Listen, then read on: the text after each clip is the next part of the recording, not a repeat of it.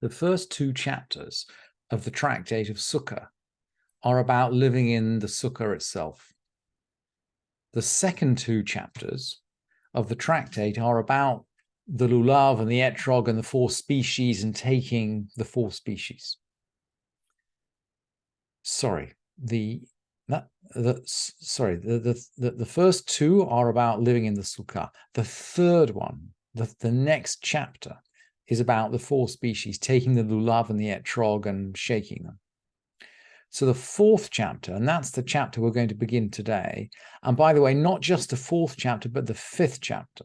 So the last two chapters of the tractate really deal with how, in practice, we celebrate the festival in the temple.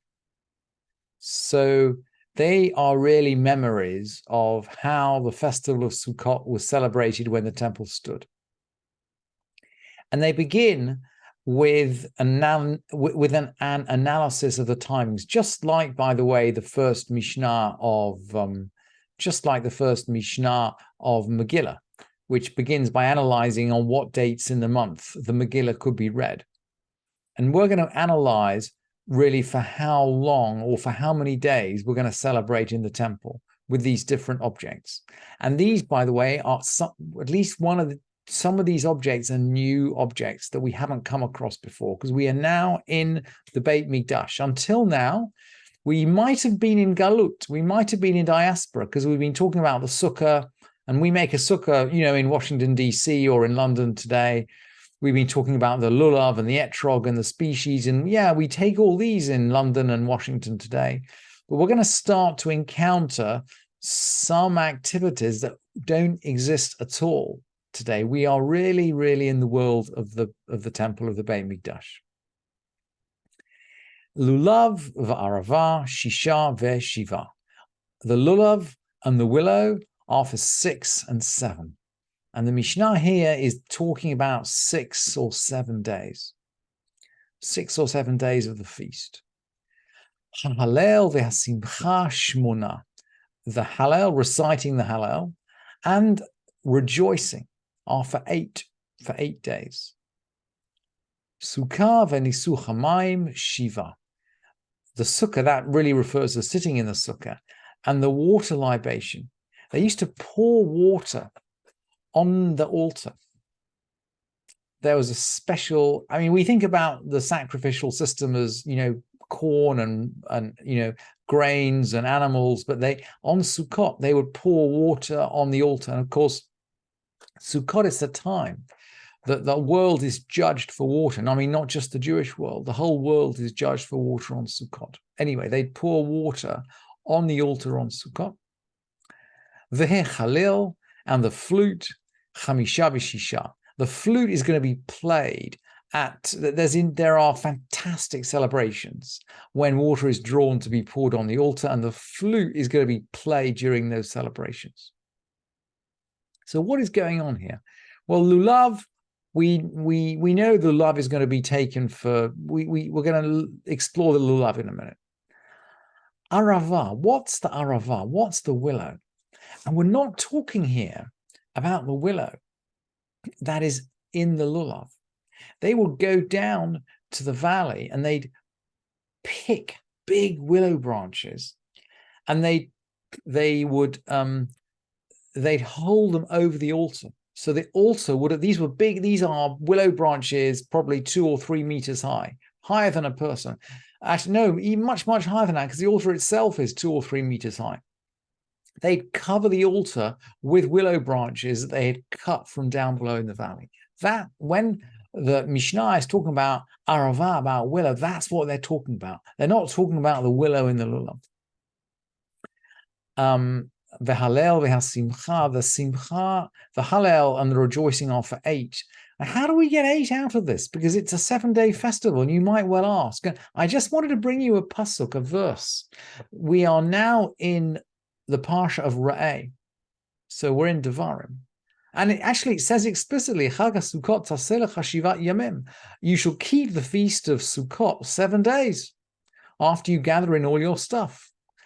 So how do we get 8? Well, the the Pesukim continue, Vesamachta b'chagecha ta'uvincha uvitecha ve'avtecha ve'matcha ve'halevi ve'ager ve'yatom ve'almana. You're going to rejoice in your feast, you and all the kind of disadvantaged, perhaps socially distant people.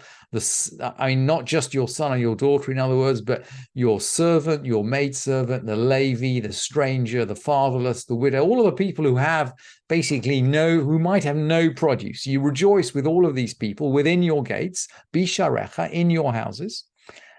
And then the Torah repeats, Shivat Yamim, 7 days.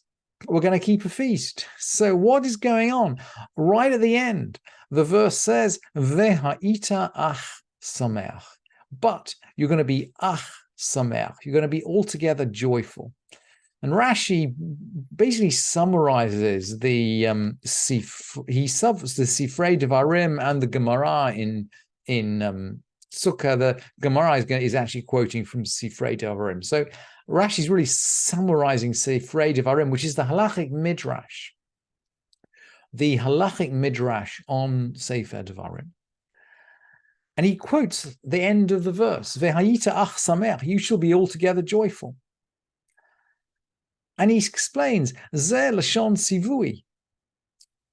Lefi pshuto ein ze lashon sivui. According to its plain sense, this is not a command. Eila lashon haftarah, it's just an assurance. You're going to be fantastically joyful. But, and, lefi talmudo lamdu mikam l'rabot lele yom tova acharon. But, according to its interpretation, they learned out from here, they derived from here to include the night before the last day of the festival. L'simcha, in the obligation of rejoicing. So in other words, we rejoice not for 7 days, but for 8 days. So that includes Shibini Atzeret, or what is now Simchat Torah. So that's how we get the 8 days for Simcha. Let's have a look at how we get the 7 days for Lulav and for the willow, and then we'll carry on with these calculations tomorrow. Lulav Shiva Ketzad. Lulav for 7, how does that work? Yom Tov Harishon She'achag Shechal Liyot B'Shabbat Lulav Shiva. If the first day of festival fell on Shabbat, the Lulav is for 7 days. Now we're in the temple here. So outside the temple, we don't take Lulav on Shabbat. The sages forbade it. But inside the temple, we will take the Lulav on Shabbat on the first day of the festival, because it's a mitzvah d'oraita. Ulekachtem lachem bayom harishon. You shall take for yourselves on the first day. It's the first verse that we looked at when we started looking at chapter 3 of the tractate. It's a command from the Torah to take the lulav on the first day, and inside the temple, where they weren't afraid of people carrying the lulav in the public domain, inside the temple they would take the lulav on Shabbat on the first day. So if the first day of Sukkot fell on Shabbat, then you could get 7 whole days of taking the lulav inside the temple. That's how you get 7. And on any other day, it would just be 6, because they would not take the lulav in the temple on Shabbat outside the first day. Outside the first day, it's not a mitzvah from the Torah. So even in the temple, they didn't take the lulav on Shabbat, except on the first day. So that's how lulav can be either 7 or 6 days. Lulav shiva u'shar kol yamim shisha. If the first day of the festival doesn't fall on Shabbat, it's 6 days. The Mishnah then goes on. Arava shiva ketzad, the willow for 7. How does that work? Let's just check back with our Mishnah, actually, because the Mishnah is just being quoted shortly. The Mishnah said, Lulav va'arava shisha veshiva. A lulav and willow for 6 and for 7. And of course, we saw that the lulav can be either 6 or 7. So we're now going to just explain how the willow can be 6 or 7. Arava shiva ketzad. How can the willow be 7? Yom Shvi'i Shel Arava, Shechal Liot B'Shabbat, Arava Shiva. If the 7th day of the willow fell on Shabbat, then the willow would be for 7 days. So unlike the lulav, where the special mitzvah is on the 1st day, for the willow, the special mitzvah is on the 7th day, what we would call Hoshana Rabbah. And of course, we do carry willows around shul on Hoshana Rabbah. And the willows we carry I mean, they look very much like the willows in our lulav, but this is a different mitzvah. This is not the mitzvah of putting the willow in the lulav. This is a different mitzvah. This is the mitzvah of putting the willows up over the altar. And it specially applies on the 7th day. And we don't have a verse for it. Very, very interesting. We override Shabbat for the lulav because we have a verse. You shall take for yourselves on the 1st day. But the mitzvah of the willow is halakha Moshe miSinai. It's an oral tradition, a verbal tradition that we have passed down from Moshe on Mount Sinai. We don't know where it comes from. We don't learn it from a verse. It's not a deraita. It's halakha Moshe miSinai, and it seems to override Shabbat, at least in the temple. And it's an extraordinary idea that a verbal tradition overrides Shabbat, but that's the case. So, Yom Shvi'i Shel Arava Shechal Liot B'Shabbat. If the 7th day of the willow fell on Shabbat, the willow goes for 7 days. U'shar kol hayamim shisha. Because on any other day other than the 7th day, we wouldn't break Shabbat for the willow. But we love the willow. We really love the mitzvah of willow. And I wanted to close actually with this little warning from the Jerusalem Talmud. Rabbi Simon mefaked le Ilain de Machshavin. Rabbi Simon ordered those who computed. They used to compute the calendar, right? They don't just play around with observing the new moon. They actually computed the calendar. And very interesting evidence, by the way, in the Jerusalem Talmud that the computation was primary. He would tell them, Yehavun da'atechon de lo ta'avdun, lo t'kiata b'shavta, ve'lo aruvta b'shabta. Put your mind to not making the shofar blowing on Shabbat and not putting the willow on Shabbat. And that means basically the 1st day of Rosh Hashanah should not fall on Shabbat because we can't blow. And of course, now this doesn't apply. We do have 1st day Rosh Hashanah on Shabbat.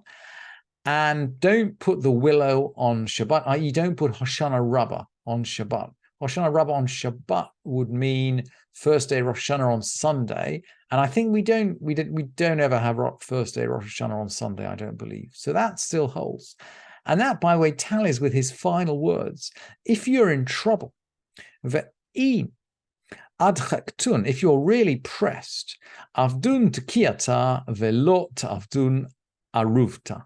If you're really pressed, you can put the shofar blowing on Shabbat, but do not put the willow on Shabbat.